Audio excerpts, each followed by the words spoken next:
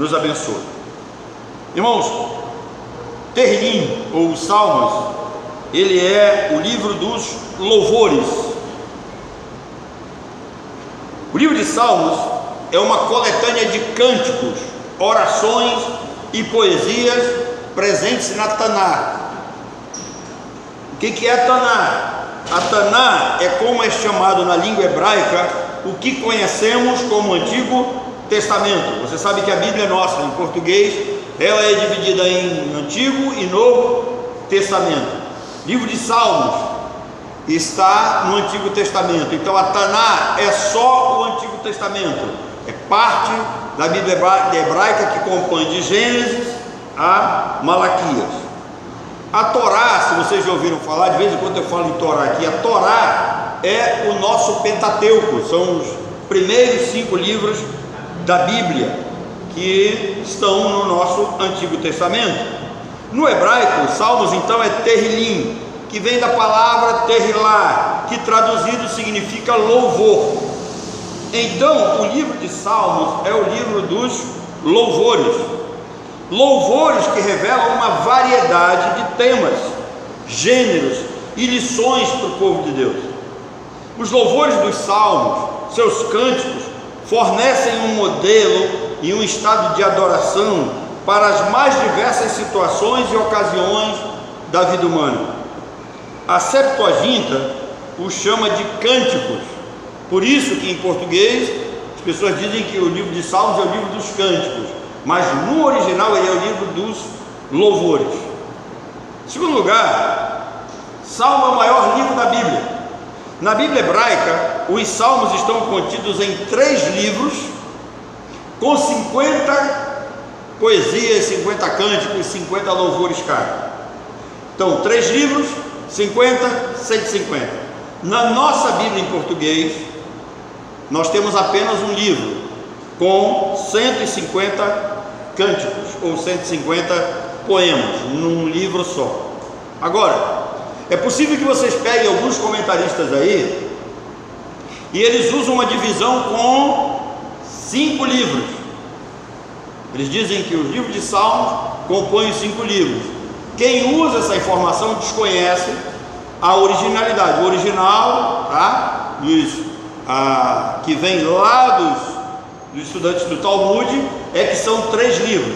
Os judeus cabalistas, que é a parte mística do judaísmo, eles defendem a ideia de 5 livros, mas na realidade são 3 livros. Agora, quem escreveu esses louvores, quem escreveu esses salmos? O livro atribui pelo menos 73 salmos ao rei Davi, e os demais, eles pertencem a outros autores. Dentre esses autores nós vamos encontrar Asaf, Moisés, Salomão escreveu o Salmo 72, para quem não sabe, os filhos de Corá, ou de Coré, como alguns desejam, os filhos de Asaf, Etã, Emã, e os judeus, os sábios rabinos dizem que até Adão escreveu um salmo, mas nós não temos essa confirmação. Todos esses salmos, eles foram voltados para o louvor, para a adoração a Deus. Neles nós vamos encontrar orações, pedidos de ajuda, intercessão, canções que incentivam as pessoas a fazerem o bem, súplicas para que o Senhor afaste os inimigos. Então esse livro é um livro riquíssimo. Também vamos encontrar ações de graça ou ação de graças que descrevem a grandiosidade e a misericórdia infinita de Deus. Entre outros temas também nós vamos encontrar nos Salmos a questão quando Davi escreve sobre a sua perseguição, quando Salomão fala da brevidade da vida, de como devemos contar os nossos dias. Conta-se também parte da história do povo de Israel, também está contida nos Salmos. Alguns rabinos afirmam a existência de um salmo adicional, ou seja, eles encontraram nos manuscritos do Mar Morto, lá nos rolos do Mar Morto, um outro salmo que não faz parte dessa coletânea. Então alguns afirmam que são 151 salmos, mas este salmo ficou de fora dos 150. Ele não entrou naquilo que nós chamamos de cânon sagrado. Os principais salmos, eles eram cantados pelos levitas no templo. Então os levitas cantavam estes salmos no templo. Havia 15 degraus naquilo que a língua hebraica chama de Ben Hamikdash. Ben Hamikdash no hebraico é o templo sagrado. Então esse templo sagrado, ele continha 15 degraus, e os levitas cantavam esses salmos, né? Quando eles subiam e quando eles desciam esses degraus.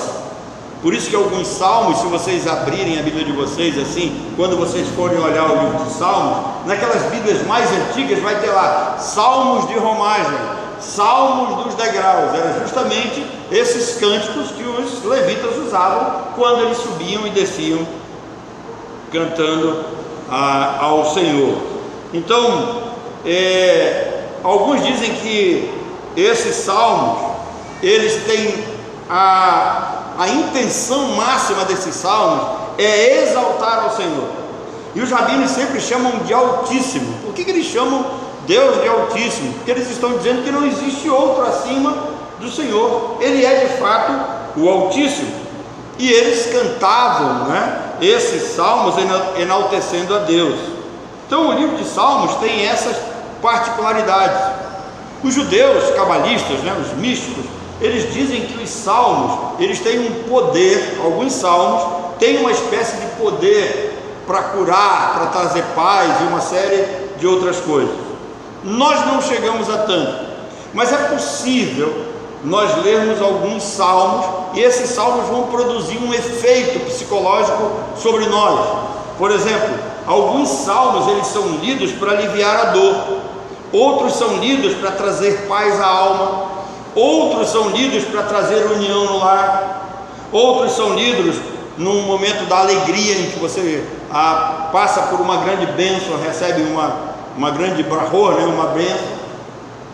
E outros salmos também, eles são lidos em momentos de derrotas, em momentos de crise, em momentos de dificuldade. Quem não conhece o Salmo 91, né, que é um dos salmos mais usados em momentos de desespero. Então o livro de Salmos, ele foi escrito durante um período de aproximadamente 1000 anos. Então 1000 anos se passaram para que esses 150 salmos fossem escritos, 150 cânticos escritos por diferentes autores que viveram em diferentes épocas e as mais diferentes situações. Então é praticamente impossível determinar o contexto histórico dos salmos. Nós não sabemos com precisão como todos eles foram escritos, o que os autores estavam passando para escreverem tal coisa, porque nem todos os salmos possuem títulos históricos. Os autores não tiveram a preocupação de especificar, de dizer o que estava acontecendo com eles, o que motivou eles a escreverem esses salmos.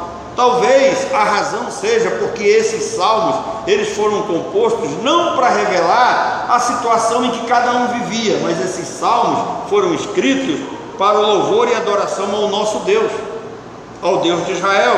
O Espírito Santo inspirou esses salmos para que eles fossem usados e cantados no culto.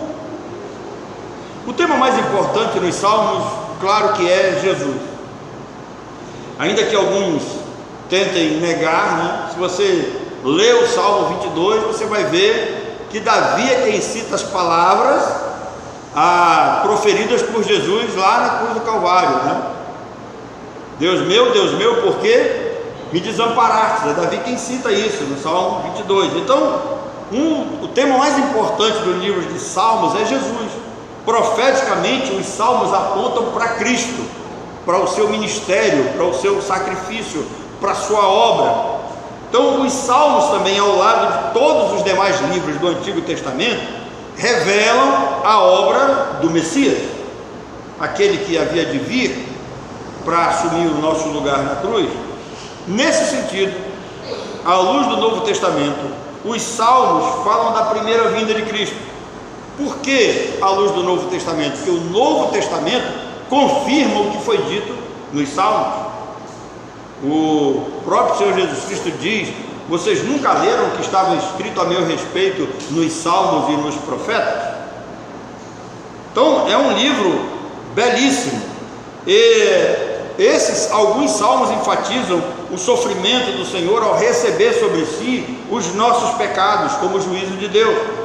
Também falam da sua segunda vinda, enfatizando a sua glorificação, o derramar da ira de Deus sobre os ímpios. Lembram que nós acabamos de ler no Salmo 1? Os ímpios não subsistirão, os ímpios serão destruídos. E mais, nos Salmos também nós encontramos a bem-aventurança para os salvos no reino eterno do Senhor, a Nova Jerusalém. Por tudo isso, os salmos devem chamar a nossa atenção. Tehillim é um livro muito especial. Seria bom que todos nós gastássemos um tempo, pelo menos lendo um desses salmos por dia. Agora, observem o Salmo 1 para vocês verem a grandeza. Eu não vou me deter a fazer uma análise exegética, mas eu quero trazer algumas coisas aqui para vocês pensarem. Em português, o Salmo 1 começa com a expressão bem-aventurado. Os judeus e os talmudistas, eles não gostam muito dessa expressão, bem-aventurado, não gostam dela. Isso porque no hebraico, o Salmo 1 começa com a expressão ashrei, que significa feliz. Então aquilo que foi traduzido para o português como bem-aventurado, no original é feliz. Então, quando nós usamos essa expressão, podemos dizer assim: feliz é o homem que não anda, não, nem e nem. E feliz, ele é muito mais do que bem-aventurado. Algumas pessoas podem ser bem-aventuradas, podem ser bem-sucedidas na vida e não serem felizes. Mas o salmista aqui, quando ele começa o livro de Salmos, ele está dizendo que este homem ele é feliz. Feliz é a primeira coisa que o livro de Salmos mostra para nós. Ao abrirmos esse livro, nós vamos encontrar essa expressão: feliz é o homem que não anda no caminho dos ímpios, nem se detém no caminho dos pecadores, nem se assenta na roda dos escarnecedores. E aqui eu quero chamar a sua atenção para sentar na roda dos escarnecedores, porque alguns, sem entender o significado disso aqui, já acusaram o Senhor de Jesus sentar na roda dos escarnecedores, porque Jesus comia com publicanos e com pecadores. Não é bem assim. O hebraico tem uma palavra específica para isso. Mas antes disso, essa felicidade da qual fala o salmista não está nos bens. Ele não diz: feliz é o homem que tem dinheiro, é o homem que tem sucesso, é o homem que tem nome, feliz é o homem que tem propriedades. Ele não diz isso, porque a felicidade real não está nos bens, não está nas riquezas, não tem nada a ver com o dinheiro. E talvez os pregadores da teologia da prosperidade deveriam pensar sobre isso. Quando eles pregam que Deus quer que todo homem seja rico, para que seja feliz, precisariam entender que a verdadeira felicidade não tem nada a ver com dinheiro, não tem nada a ver com prosperidade. Esta felicidade vem quando sabiamente nós entendemos que há dois caminhos opostos entre si e que nós podemos caminhá-lo ao mesmo tempo. Interessante isso. Quais são os dois caminhos opostos? O caminho do homem bom e o caminho do homem mau. O caminho do homem bom, o homem bom ele não se detém no caminho dos pecadores. Ele não anda no conselho dos ímpios, ele não se assenta na roda dos escarnecedores. Quem faz isso são os maus. Os verbos andar, deter, assentar mostram que o caminho dos perversos ele deve ser evitado. Não aceitar os princípios dos ímpios, isso deve ser um princípio para as nossas vidas. Agora, aqui eu quero chamar a sua atenção. Ímpio, quando nós falamos em ímpio, geralmente nós pensamos no incrédulo, na pessoa que não é crente. Mas a palavra ímpio na Bíblia, no hebraico, tem o sentido do sujeito que é impiedoso, do sujeito que é mau.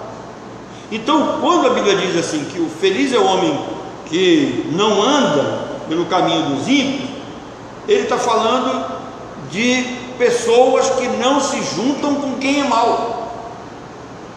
Observem que há pessoas que têm uma índole verdadeiramente má, são maus, são perversos, gente que não teme a Deus, gente que não se curva diante do Senhor, gente que não reconhece a existência de Deus, gente que blasfema de Deus.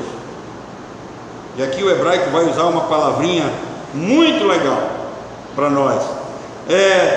Nós então temos que entender e não aceitar esses princípios, não participar da prática desses homens declaradamente opositores a Deus.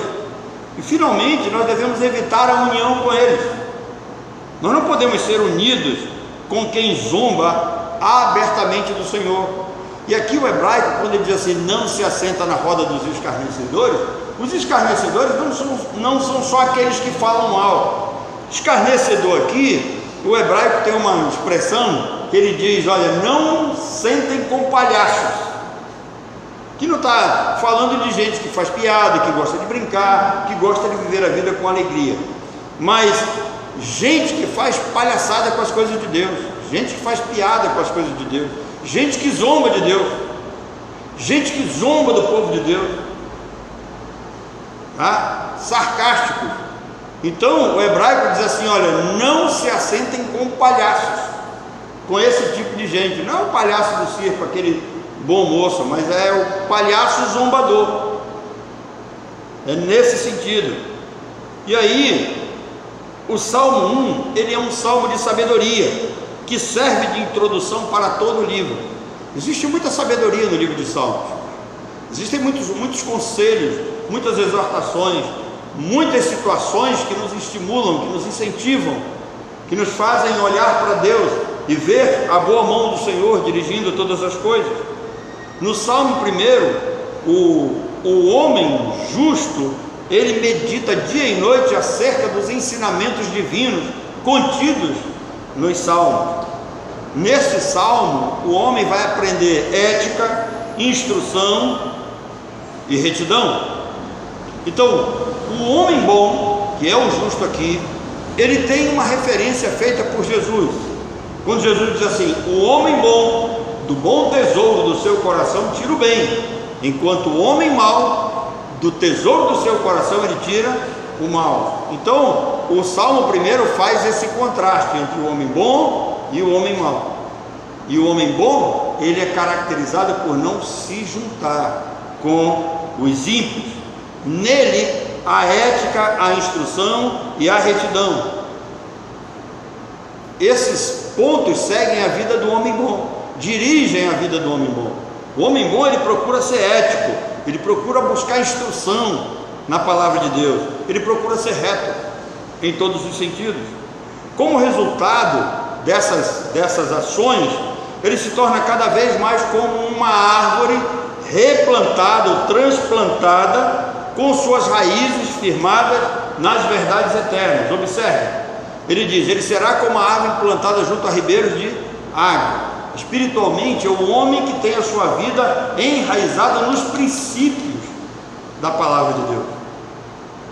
E aí ele diz que esse homem, aí sim, ele será bem sucedido, como a árvore que dá frutos. A palavra do Senhor lhe garante vida constante. A árvore plantada junto ao ribeiro, ela não seca, ela não morre de sede, ela se alimenta disso. Então a palavra do Senhor garante a esse homem bom uma vida constante, lhe assegura um final feliz. Então, feliz é aquele que coloca a sua confiança em Deus. O justo ama e medita na lei do Senhor, enquanto o ímpio, o impuro, odeia. Irmãos, lembre-se disso. Feliz é aquele que coloca a sua confiança no Senhor. Eu estava falando agora há pouco sobre a pandemia. Pode parecer que não, mas eu tomo todos os cuidados. Eu sempre lavo constantemente as minhas mãos, parei de esfregar os olhos, tá? Uso sempre um pano, não costumo levar nada à boca com as mãos sujas. Eu tomo os meus cuidados, mas irmãos, a minha confiança não está nessas ações, a minha confiança está no Senhor. Eu sei que se Ele não me guardar, em vão acontecem essas coisas. Então, feliz é aquele que coloca a sua confiança no Senhor. Às vezes eu fico pensando, sabe, quantas pessoas perdem o seu sono durante a noite, preocupadas, pensando em algumas coisas. E não sei se foi depois dessa vacina, acho que essa vacina me ajudou, porque quando chega às 9, depois que eu deito, depois das 9 eu apago, não sei de nada. De vez em quando eu vejo o pessoal lá em casa discutindo, porque teve uma briga dos vizinhos lá na frente, a polícia passou lá e eu não vejo nada, eu não quero nem saber. Tá? Para quem não sabe, eu ainda botei umas buchazinhas na porta do meu quarto, que é para quando eu trancar, não ouvir nada que está acontecendo lá fora, né? Ultimamente eu tenho dormido até com o celular desligado, então ligue para a Orlane, não ligue para mim, tá? O meu está desligado, não vai adiantar, mas ligue para ela, tá? Que o meu dorme desligado, mas o dela dorme do lado, e ele passa a noite fazendo zoada, né? Tentando atrapalhar o meu sono, e graças a Deus eu tenho apagado, Deus tem me livrado disso, tá? Como o próprio Davi diz, em paz me deito e logo pego no sono. Então Davi diz que a felicidade está em você evitar falar de Deus e de coisas boas, de coisas espirituais com pessoas negativas, com pessoas ruins. Você já pensou o mal que uma pessoa negativa pode fazer? Davi usa 3 tipos de pessoas que devem ser por nós evitadas. Ele diz, olha, mantenha a distância. E a primeira pessoa, quando diz assim, bem-aventurado o homem que não anda no conselho dos ímpios. Sabe o que ele diz? É aquelas pessoas que nós encontramos assim de repente, trocamos uma palavrinha e de repente já vem um convite, vamos para tal canto, vamos fazer o que é errado. Então ele diz, olha, não ouça isso. Segunda pessoa é aquela que você já tem uma certa intimidade, que você para e que você caminha com ela, você troca ideias. Então ele diz, observe, se a pessoa for mal, cabe com isso. O primeiro nos ensina a evitar o segundo. E por último, que é a terceira pessoa, diz, não se assenta com gente mal, você vai se prejudicar, fuja de pessoas negativas. Davi está dizendo que o mal não vem de uma só vez. 3 situações, o mal não vem de uma vez só não, às vezes ele vem em coisinhas muito pequenas, basta você dar ouvido. Para ouvir o que é mal, é perigoso ouvir o homem mau. Não pare para ouvir, isto pode significar uma armadilha. Então Davi diz para nós, olha, cuidado, evite, fuja do primeiro momento para não cair no segundo e morrer no terceiro. O ímpio não é apenas alguém que professa fé em Deus, que não professa fé em Deus, como eu lhes disse, o ímpio é alguém impiedoso, é alguém mau, alguém perverso, alguém de índole má. A nossa vontade e os nossos planos devem estar na palavra de Deus e não na palavra dos homens. Eu não sei porque que nós damos assim mais ouvidos, né? Muita gente dá mais ouvidos à palavra de homens do que a própria palavra de Deus. Por último, se aprendermos a evitar os maus e o mau caminho, tudo o que fizermos sairá bem. Preste atenção, se nós nos juntarmos com pessoas boas, se nós convivermos com pessoas positivas, se nós nos juntarmos para evitarmos as pessoas negativas, tudo quanto nós fizermos vai dar certo. Irmãos, preste atenção numa coisa, as pessoas têm um histórico. As pessoas têm um histórico, ninguém faz as coisas da noite para o dia. Observe, a vida dessa pessoa, ela tem um histórico, ela não cai isso aqui, ela vem caindo, ela tem um histórico, esse histórico acompanha, ela não é ruim só aqui, tem um histórico de ruindade, tá? Ela não é perversa só aqui, ela tem um histórico de perversão. Observe, gente que não fica em lugar nenhum, gente que não se une com quem é santo, com quem é verdadeiramente cristão, gente que tem dificuldade para habitar na Assembleia dos Santos. Observe e evite essas pessoas. Então o que Davi quer? Davi quer evitar que nós vivamos decepcionados. Então ele diz, se nós aprendermos a evitar os maus e o mau caminho, tudo que fizermos será bem sucedido. Então este é o primeiro salmo, ele é considerado o salmo da felicidade, o salmo do caminho que conduz à vida, mas também pode ser o salmo da ruína, quando nós não evitamos o mal e os negativos à nossa volta. Então o que Davi diz? Não pare, não caminhe, não se assente com os ímpios, eles roubarão a sua felicidade. Eu vou repetir: não pare, não ande, não se assente com ímpios, eles roubarão a sua felicidade. Que Deus nos abençoe.